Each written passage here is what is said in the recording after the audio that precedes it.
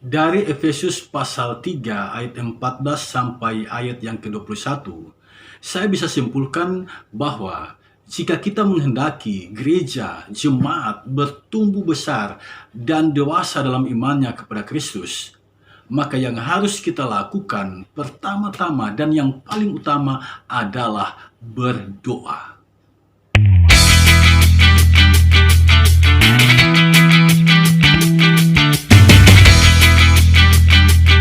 Mendengar kalimat tadi, mungkin saja ada di antara kita yang ragu-ragu dengan kekuatan doa kita.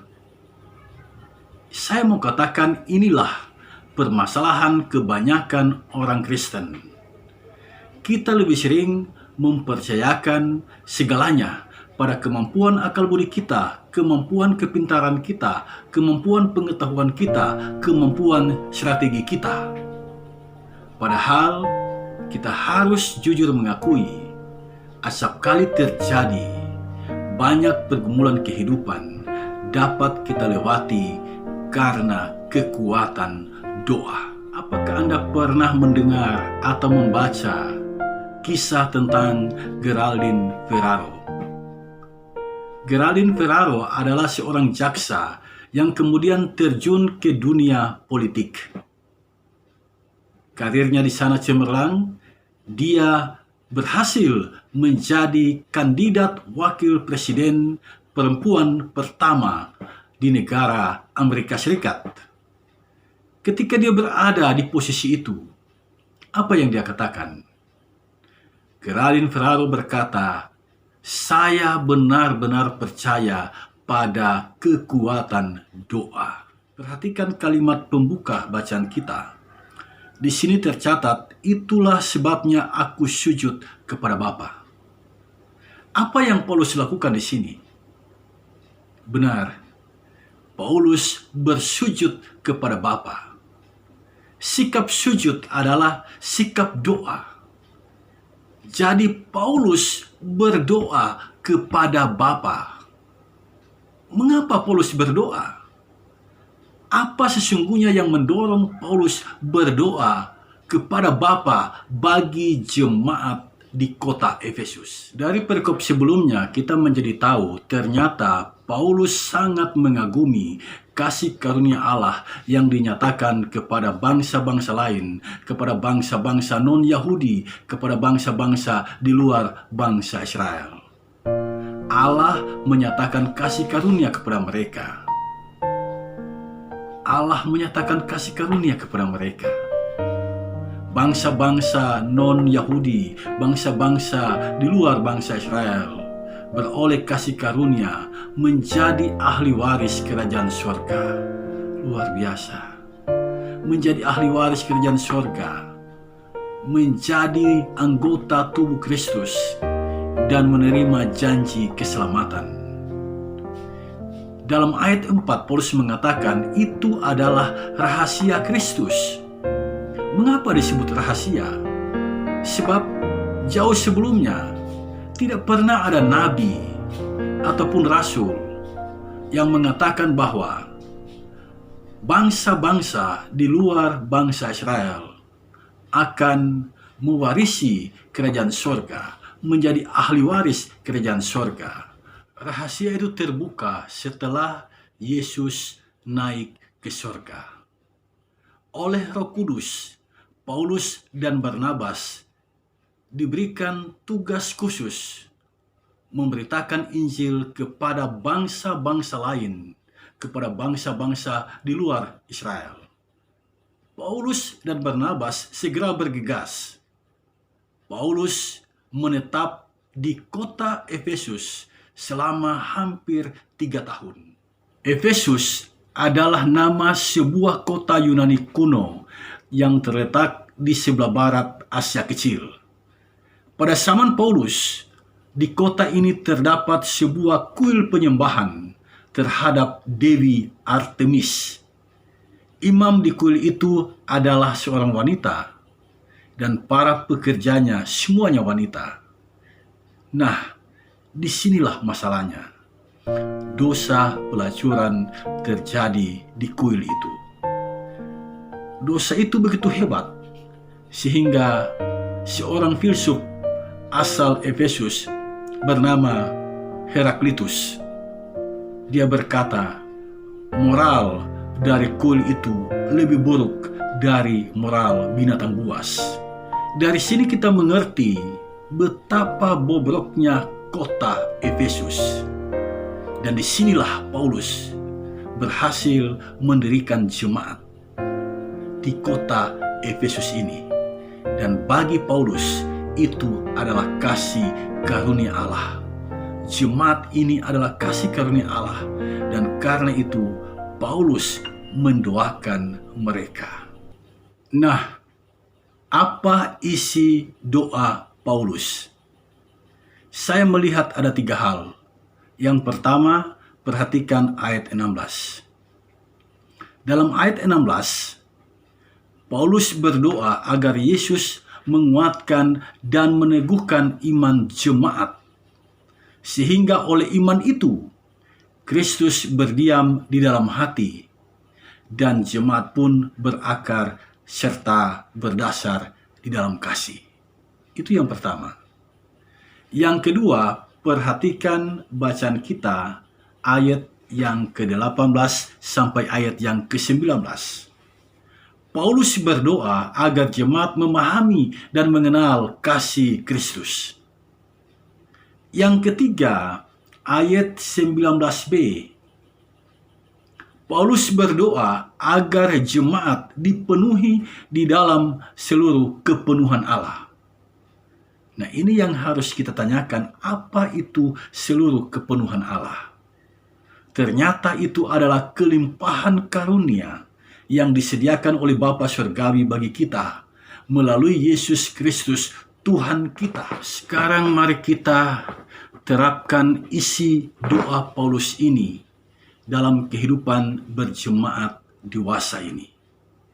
Doa kita yang pertama adalah meminta Tuhan menguatkan dan meneguhkan iman kita, supaya oleh iman kita sendiri Kristus berdiam di hati kita dan kita berakar serta berdasar dalam kasih. Saya mencatat ada 3 item di sini. Yang pertama, iman yang teguh. Yang kedua, Kristus berdiam di hati. Yang ketiga, berakar dan berdasar dalam kasih. Ya, kita berdoa kepada Allah agar jemaat memiliki iman yang teguh. Mengapa? Agar Kristus berdiam di hati mereka. Kalau jemaat sudah punya iman yang kuat dan teguh, Kristus akan berdiam di hati mereka. Nah, kalau Kristus sudah berdiam di hati mereka, maka mereka dapat mengamalkan, dapat menerapkan kasih yang Yesus ajarkan itu. Doa yang kedua bagi jemaat adalah meminta kepada Allah agar jemaat memahami dan mengenal kasih Kristus itu. Untuk mengenal kasih Kristus, kita harus memahami istilah yang digunakan untuk kasih dalam teks Alkitab Perjanjian Baru yang pertama kali ditulis dalam bahasa Yunani Koine. Istilah yang pertama adalah storge. Storge itu adalah kasih yang terbatas, kasih sebatas keluarga. Jadi mengasihi karena dia masih termasuk anggota keluarga atau ada hubungan keluarga dengan kita. Itu storge. Yang kedua, filia.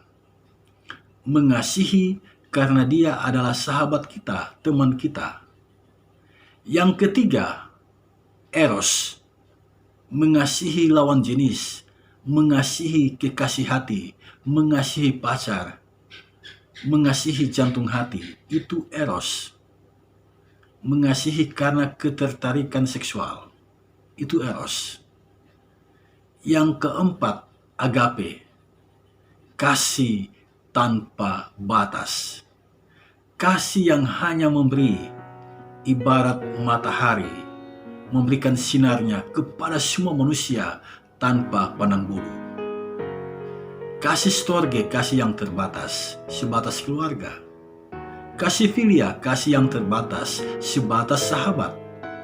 Kasih eros, kasih yang terbatas, sebatas orang yang menarik hati kita. Lawan jenis kita, kekasih kita, jantung hati kita. Kasih agape adalah kasih tanpa batas. Walaupun dia bukan keluarga kita, walaupun dia bukan sahabat kita, walaupun dia bukan orang yang menarik bagi kita, kita mengasihi mereka. Kita betul-betul mengasihi mereka. Itulah kasih agape. Dan kasih itulah yang diajarkan Kristus kepada kita. Menerapkan kasih ini bukanlah hal yang mudah. Yesus Kristus memberikan teladan kepada kita. Sebelumnya dia disiksa, dia dicaci maki, dia dicambuk, dia dipaksa pikul salib, dia dipaku, dia ditombak. Darahnya bercucuran. Tetapi di atas kayu salib, Yesus mengucapkan doa ini. Ya Bapa, ampunilah mereka, sebab mereka tidak tahu apa yang mereka perbuat. Saya mau bertanya kepada saudara, jika Anda sudah disakiti, Anda sudah dilukai, masihkah engkau mengampuni orang yang menyakiti dan melukai hatimu? Jika itu dapat Anda lakukan, itulah kasih karunia Allah. Kasih yang diajarkan oleh Yesus kepada kita. Dalam khotbah di bukit, Yesus menegaskan tentang kasih itu dalam Matius 5 ayat 43 sampai ayat yang ke-45. Di sini Yesus meminta kita mengasihi musuh kita.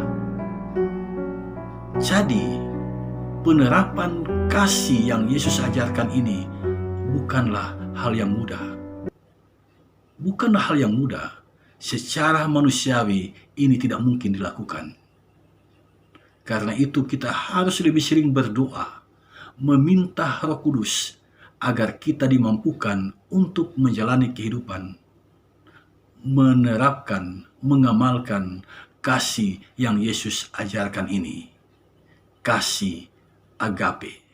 Doa kita yang ketiga bagi jemaat adalah meminta kepada Allah seluruh kepenuhan Allah. Nah, pertanyaan bagi kita adalah, apa itu seluruh kepenuhan Allah? Ternyata itu adalah kasih karunia Allah bagi jemaat. Dan kasih karunia Allah yang paling sempurna adalah Yesus Kristus. Yesus Kristus adalah kasih karunia Allah yang paling sempurna bagi kita. Diberikan untuk menyelamatkan kita. Nah, dalam Roma pasal 12, kita membaca ada karunia-karunia Allah yang diberikan kepada kita. Dan itu harus kita minta kepada Tuhan. Ada karunia untuk melayani, ada karunia untuk mengajar, ada karunia untuk menasihati, ada karunia untuk membagikan sesuatu, ada karunia untuk memberikan pimpinan, ada karunia untuk menunjukkan kemurahan. Semuanya itu adalah kepenuhan Allah yang harus kita minta. Inilah 3 hal penting yang harus dilakukan oleh warga jemaat. Berdoa bagi jemaatnya. Kita memiliki tanggung jawab itu, mendoakan jemaat di mana kita berada. Berdoalah kepada Allah, mintalah kepada Allah agar Allah menguatkan dan meneguhkan iman jemaat, agar Allah menolong jemaat untuk memahami dan mengenal kasih Kristus, agar Allah berkenan memberikan karunia-karunia yang dapat menyempurnakan, yang dapat menumbuhkan iman jemaat yang berada dalam persekutuan yang benar dengan Yesus Kristus Tuhan kita. Jika kita berdoa secara terus-menerus, kita akan menikmati damai sejahtera Allah. Ya, kita akan menikmati itu. Bunda Teresa berkata, buah doa adalah iman. Buah iman adalah cinta. Buah cinta adalah pelayanan. Buah pelayanan adalah damai sejahtera. Jadi jika kita tekun berdoa, kita akan mengalami pertumbuhan iman. Kita akan menikmati cinta Allah. Kita akan melayani dengan cinta yang tulus. Dan dari sana kita mendapatkan damai sejahtera dari Allah.